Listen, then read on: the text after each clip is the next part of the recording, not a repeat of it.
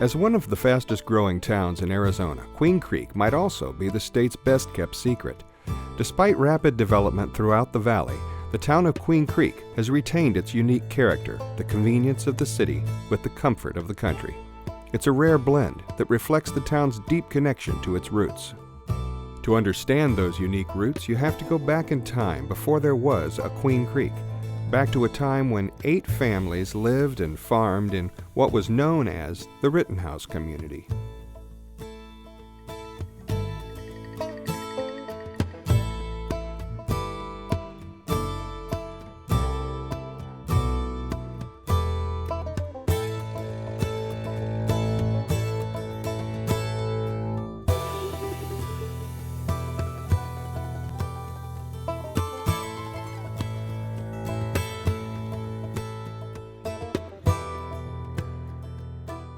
My name is Frances Brandon Pickett. I'm the daughter of Charles Brandon. Mr. Rittenhouse was one of the larger farm owners out here. By shipping his apricots by rail, they had to have a name for the siding, and so they put Rittenhouse on the railroad siding. So we were known as the Rittenhouse Community. My name is Dave Salge, and I'm currently serving as the president of the Santan Historical Society. Charles Rittenhouse was the owner or manager of Queen Creek Farms. He brought people in to help him run the farms, to keep the diesel machines running, to keep the wells going, to help with irrigation, with planning. And then as he was successful, it brought other families in to do the same, like the Sossaman and the Hawes family and the Germain families. These were hardworking people that were essentially farmers and looking for better lives. My name is Jamie Sossaman, son of J.H. Sossaman. Part of the family decided about 1910 that they would come to the Phoenix area. They put their name in the hat, and they were lucky, and they got 2 homesteads. If you drew a name, you had 5 years to what they call prove up on the land. You had to have a building that you could live in. Didn't have to have any doors or windows.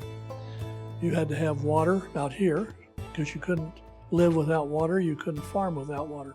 My son, ourselves, and my daughter still live on the original homestead. There were no roads. There was a small community store in town. Everything was communicated as how far am I from the store. You'd follow the tracks from the store. So it was really kind of a central store where people would come together. But the community was really just a trust and a collaboration like you'll find in a lot of small farming communities across the United States. My name is William Brandon, son of Charles M. Brandon. I followed my dad out here because I was only 4 months old at the time. Didn't have much choice in the matter. We got off of the train in Rittenhouse Switch. Luckily, he was able to go to work the next afternoon. He needed to because he only had 40 cents left in his pocket. When my mother decided it was time for me to be born, my father went to the gin over here. It was the only telephone out here, and he called Dr. Gilbert of Chandler. My father was to shine his headlights of his car towards the railroad track, and the doctor would see them, and he would wind himself through the desert until he reached the house. And I was born about 8:30 at night on November the 29th, 1927. My name is Antonia Aldecoa Valenzuela, daughter of Waldo Aldecoa and Rosenda Aldecoa. I was raised in Queen Creek. My parents came in 1929, and there was 16 of us. My dad was working for the Ellsworths. He was the foreman, and my mom stayed home to raise us. We had no inside plumbing when I was a kid, and my mother heated water over an old washpot. We slept outside a lot in the summertime. We had to carry our mattress in when it rained. Life on the farm, it might have been dusty and rugged to a lot of people's thinking, but it was an enjoyable life. Well, it was a nice place. It was a home. to us. As kids, we'd go hunting rabbits and whatever else that suited our fancy. We went as a crowd, as we went into Chandler, where we were known as the Desert Rats. So in turn, we called them the Alley Cats. Because there really weren't any road signs or any directional signs, people that had to deliver oil or deliver supplies, truckers would need to find their way to the different family homes. So they used a system of really naming the roads after the dominant family or the dominant farm that was along that path. This building was built in 1925, and it was the first school in the community. It was called Rittenhouse Elementary School. Later used, they were just referred to it as Old Main, but we still lovingly call it the Rittenhouse Elementary School. I attended through the 8th grade. It was just the 3 classrooms. The 1st, 2nd, and 3rd was in one room. The 4th, 5th was in another. And the 6th, 7th, and 8th was in this room over here on this side. And then I went to Chandler High School. Come back in 1969 and started as a teacher's aide at $1.77 an hour. I taught 19 years altogether. When they started building new schools, Monty Nevitt, I think he was responsible for that. He called me one day and said, well, we decided that we were going to name them after the pioneer families, and said we wanted to name one for you and your family. Never did I think of, when I went to school here, that anything like that would ever happen. Everybody looked out for everybody. If somebody needed help, we were there. It didn't make any difference what religion you were. We were a big family. And that's what we loved about it. As sons went off to war for the farmers, they needed to find an alternative to fill the need in working the field. So they established a satellite POW camp at what they called the Rittenhouse switch, or the Rittenhouse siding. So it was on Ellsworth and Rittenhouse, right by the tracks, just on the north side of the tracks. It was really a tent camp, so it's not like the wood buildings. They put up tents, and they would move POWs through this camp from Papago to work the fields. I was probably 14 or 15, and one of the German prisoners was kidding me about, did I have a girlfriend? Well, I really didn't have one, but a very attractive young lady that my family knew had given my folks a picture that said, "Love, Audrey." So I went home, got this picture, brought it back to the potato shed, and said, "This is my girlfriend." Well, they were very impressed, and they passed it around. Unfortunately, when the workday was over, we couldn't find the photograph. And so I always kidded Audrey Ryan, who lived in Chandler. I said, "You were a pinup girl for the German army." So At evening when they got off from work, they would be marching, singing in German, and it would just make your hair stand on the back of your heads to hear them. It was beautiful to hear them sing. Homesteaders found the fertile valley below the Santan Mountains perfect for growing citrus crops, vegetables, cotton, pecans, and more.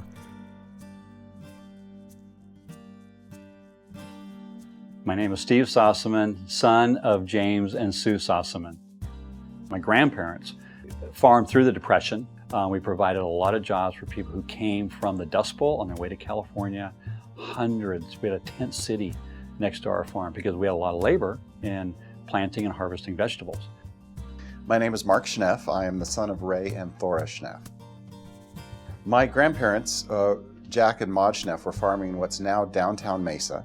And in 1941, my grandfather heard about some cheap desert land in a little place called Rittenhouse. And so he came out and bought a section of ground, 640 acres, from the Ellsworth brothers. My grandmother came out with my grandfather, and she wasn't quite as excited.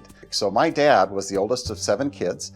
He had just turned 19, was engaged to my mom, and it was decided that Ray and Thora would be the first family members to actually come out and develop it into a farm.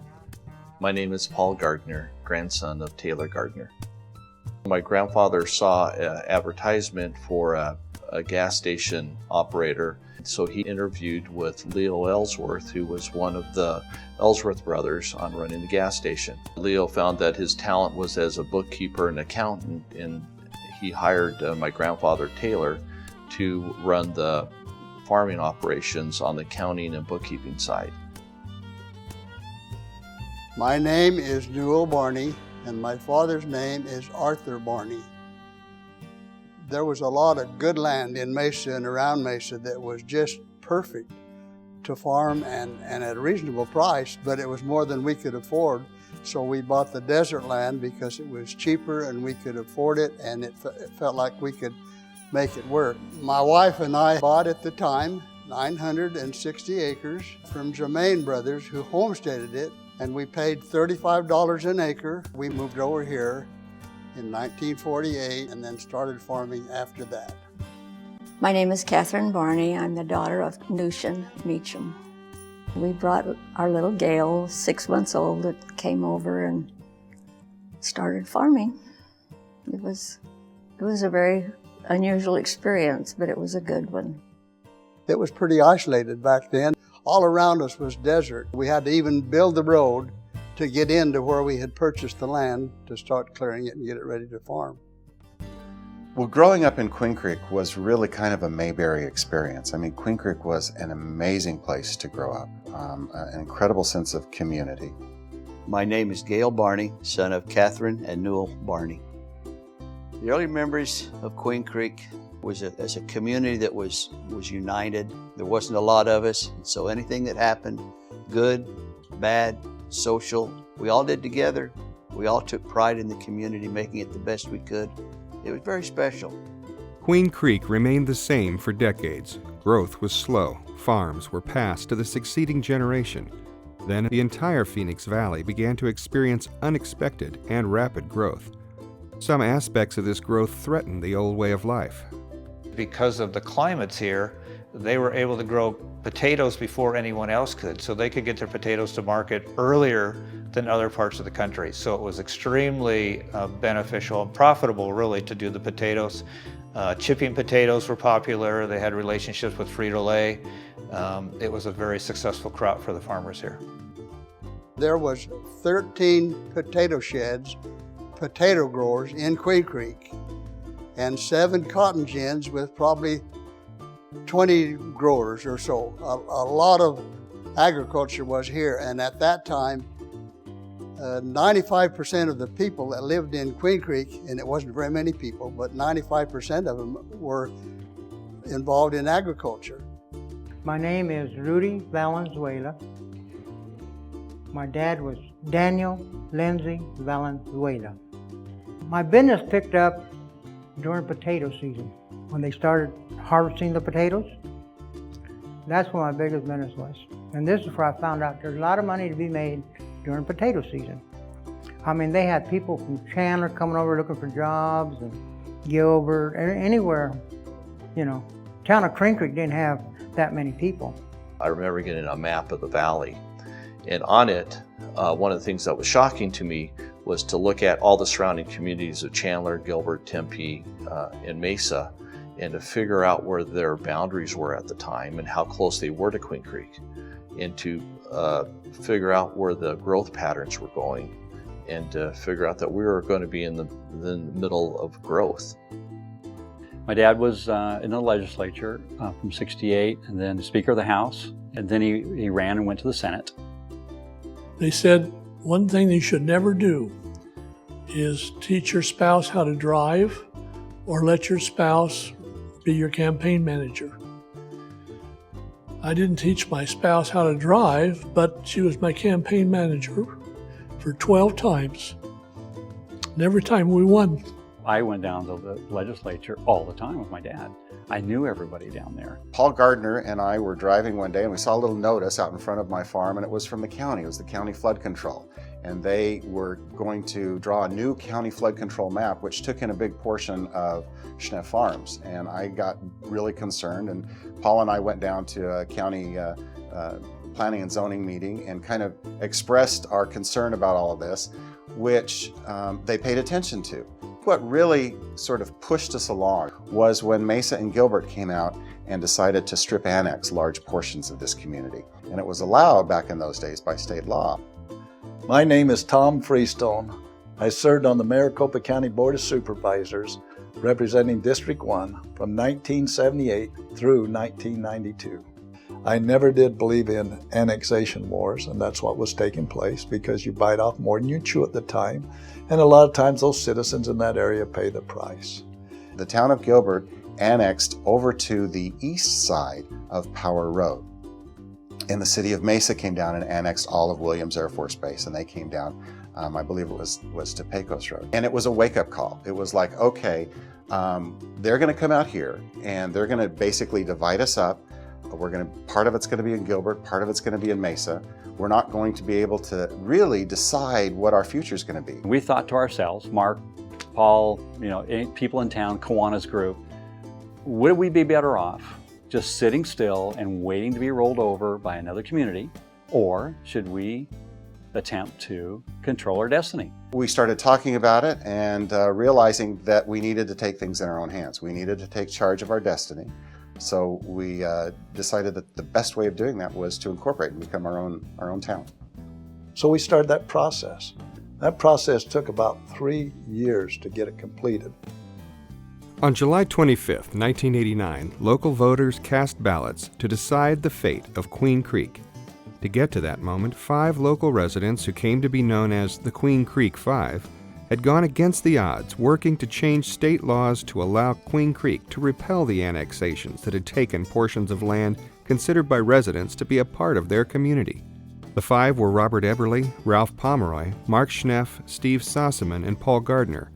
Tom Murch and John Wharton were also very instrumental in the Incorporation Effort. The authority lies with the County Board of Supervisors in this state. And being it was in my district, it's up to me to put it together with the help of this group and to present it before the board because it needed approval of the body of the whole in order for it to become actually incorporated. And we had some rough sledding going through that. They were young men, and they hadn't done anything like this before, and so they were up against some experienced people. And it was a challenge, but they were up to it. My name is Sue Sossaman, and I'm the daughter of Lloyd and Hildred Peters. Between the 3 of them, they had the knowledge and the courage and the contacts to make it happen. And I thought, you know what? If these 3 kids, as I thought of them, felt like this was something that needed doing, why then, they're going to get this done. State law tells you exactly what you have to do when you incorporate a community, and they don't make it easy because that law was written by cities and towns. A big portion of their budget comes from state revenue sharing funds. So if there are more cities and towns that incorporate, that piece of pie gets spread out a little bit thinner and they get less money overall. So they're not real anxious to see neighbors or new cities and towns take place. Part of the state statute is if a new town wants to incorporate or a new area, they have to go to the surrounding communities that are within 6 miles of their proposed boundaries and get them to sign off on it. And if one of them says no, you're done. And our 2 major ones were Mesa and Gilbert. Because of the strip annexation, we felt like that we wanted to push that back. So we had a meeting with the town manager and the mayor of Gilbert, and we told them our concerns, and they basically said, you know what, we don't care. So then we looked at each other and said, we only have a window of opportunity here, so Plan B is going to effect. Help craft a bill down to the legislature that said, all the strip annexations are going away statewide. We introduced that legislation. The cities and towns didn't think it would go anywhere because they thought they had enough influence down at the legislature to put a stop to it, but it got traction.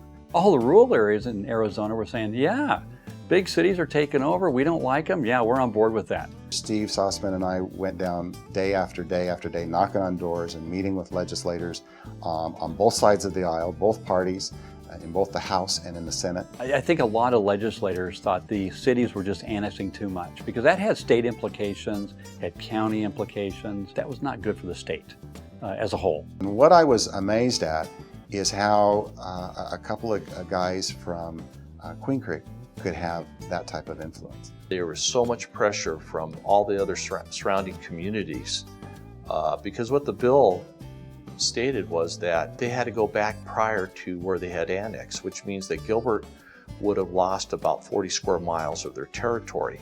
Mesa would have lost, at the time, Williams Air Force Base and the GM Proving Grounds, and they would have had to go all the way back up to Baseline Road. We got that law changed, and Gilbert agreed to roll back the strip annexation. They also agreed to allow us to incorporate. Once Gilbert agreed to our incorporation and we went to the city of Mesa to get their approval, all of a sudden they had doubts and they had second thoughts. It's like waiting for a baby to be born. You know it's coming, you just don't know when the moment's going to be there. It took some real persistence on the part of those of us locally as well as people like Jamie Sossman to really help that process through. Fortunately, I was in a position at the state legislature, and Mesa was always wanting things, and we had a little horse trade going on there, and you get what you want, but Queen Creek gets what it wants, and finally they capitulated and said, okay.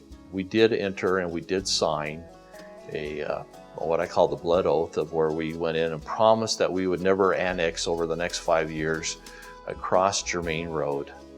And if we did so, it was going to be at a detriment to us personally at $1 million per mile.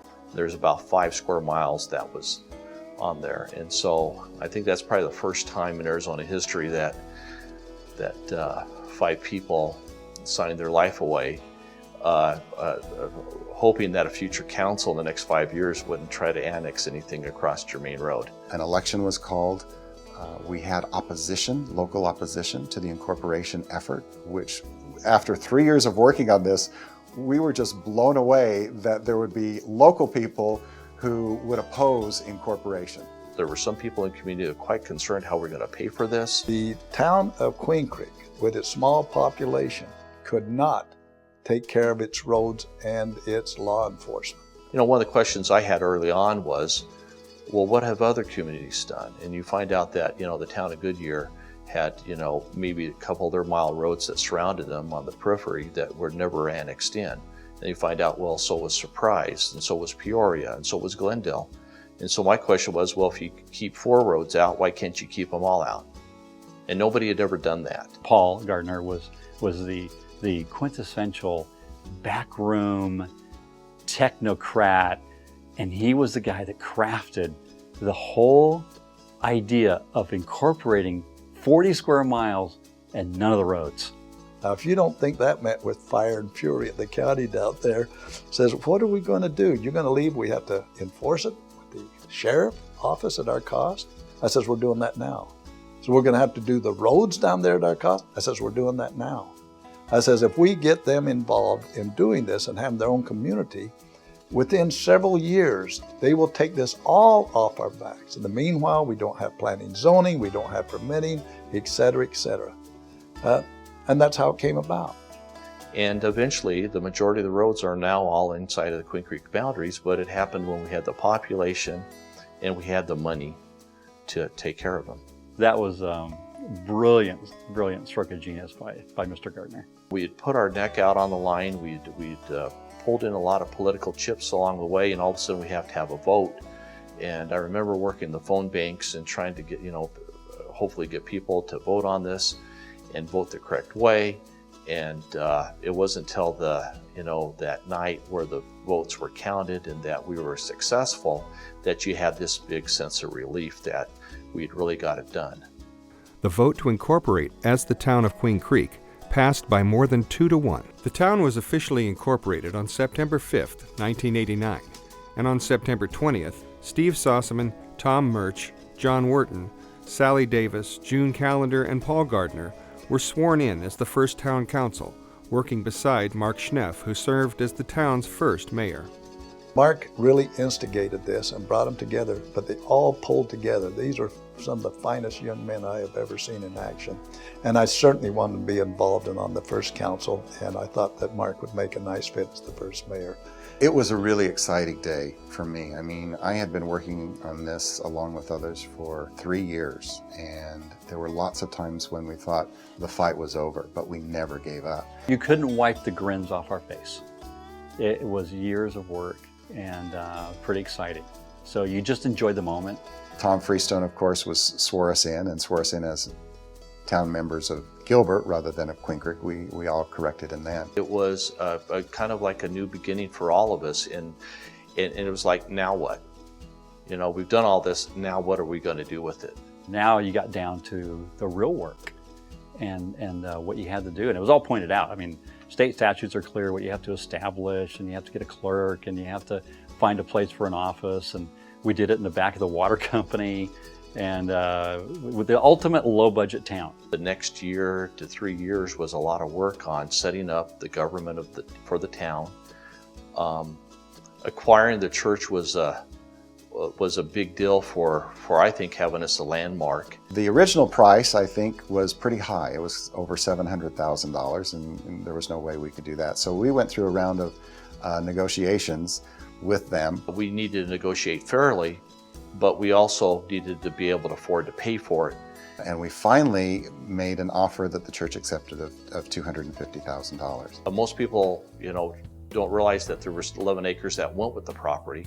The price was great, but it was also on terms. The church would carry us because we didn't have $250,000 cash as a community. Mark was quite ingenious on coming up what I call the 10-year note based on a 30-year amortization, and made it to where we could afford to pay it without really hurting the town's budget at all. They knew exactly why they were here and how they wanted this town to grow. I think we had the sense from the very beginning that because it was new, we were setting the tradition for the community. That what we did in the beginning would be something that people would look at and that people would emulate, and that it would carry on. It was a fantastic time for the town. It was a time of growth, and a time of not growth physically, but growth as a community, as we decided to be our own destiny, to want to choose for ourselves rather than to have someone else decide what happened in Queen Creek. The founding fathers of Queen Creek did a fantastic job of stepping up and taking advantage of the situation. Overall, we wanted this community to be a really successful, good community, and that it would maintain that type of civility and sense of community that I had grown up with, and that Steve had grown up with, and that Paul had moved to at a really young age and had been part of for many years, and all those others that were involved as well. We wanted to have more open space in Queen Creek, and most cities in East Valley have just under 10% open space requirement in their subdivisions. We're like, no, we're going to go outside the box here. What about 30%? And then we started running the numbers. So I'm like, whoa, we can't take care of that much as a town. How about 20%? That was pretty bold. That's like 2 times anybody else. But you can see it, you can feel it when you come out here, and we stepped out with that one. No one else has ever done that. It's really remarkable that that vision has continued on, and through all the different sets of councils and mayors that we've had, that they've continued to share the vision of what I call the founding fathers. There were people who took initiative, took the time to lay a foundation for a successful community. And there are people like that. And they did it for nothing for themselves, other than sense of community, pride, and helping to build something that they could live in and be part of and share with whoever came afterwards. And those people do exist, and I'm thankful for it. I served under Mark Schneff, Wendy Feldman Kerr, Art Sanders. We had developers coming in like saying, okay, we need to build 4 houses to an acre, and a lot of people have acre lots, you know, so we kind of had a lot of upset developers. Most of the rest of us on the council and the Queen Creek staff level right now feel that same desire to keep Queen Creek the friendly, helpful, service-oriented, neighborly community that we are. The Historical Society has been working very closely with the town leadership and trying to influence decisions as the community grows to learn from what our founding families have taught us, to take advantage of that knowledge, that experience, and use that as we go forward with making decisions. And not just short-term decisions, but long-term decisions, because the community's been here a while, it will be here for a while, and I think it's important that we recognize what these people have contributed to the community and where we are today. I think we've been very fortunate in the leadership and their vision and appreciating our background, our history, and trying to keep that alive, as well as promoting new ideas and forward-thinking people, keeping that neighborhood atmosphere, and that's what made Queen Creek what it is. Growing up in Queen Creek, we had a good set of people with values and customs and abilities that were a lot alike, whether they were the landowners or whether they were people that were helping the landowners become successful. The goals were the same: to raise a family, to have good kids, to do the right thing at the right time. And at the time we may have had 300 to 1,000 people in Queen Creek. We've got close to 35,000 now, and I think we're still getting the same kind of people that were there when we only had 500. People that want to see what's best for their families, what's best for the community. And that's what's made Queen Creek unique. The town of Queen Creek has flourished from roots set deep in its rural desert past into what today is one of the most innovatively planned, family-friendly hometowns in Arizona. Queen Creek strives to honor its past, to manage its present, and to provide a future in which families and businesses can thrive and grow. Residents from some of those original 8 families still live and work right here alongside others who have come to value the unique character of Queen Creek, Arizona. I've lived here all my life. I love Queen Creek, from the dirt roads and from the beginning and everything else, and I still love Queen Creek with the hustle and bustle and everything that's going on. It's my home. I've been here almost 70 years. Anytime there's a fire or a death or a disaster of any kind, the people come and help. And that's what I think is so special about Queen Creek. People care, and people help, and people work towards making things better. Well, our family doesn't want to move. The children have opportunities to go somewhere, but they don't want to. They want to stay right here. They want to have their families grow up in Queen Creek. It's just a good place to be. I've always called this my home. I still think this is my home. It's a sense of responsibility because, the Powers have sold and moved on, the Rittenhouses, the Germains, most of those people are no longer around. But you get to tell people, oh, I live in the QC.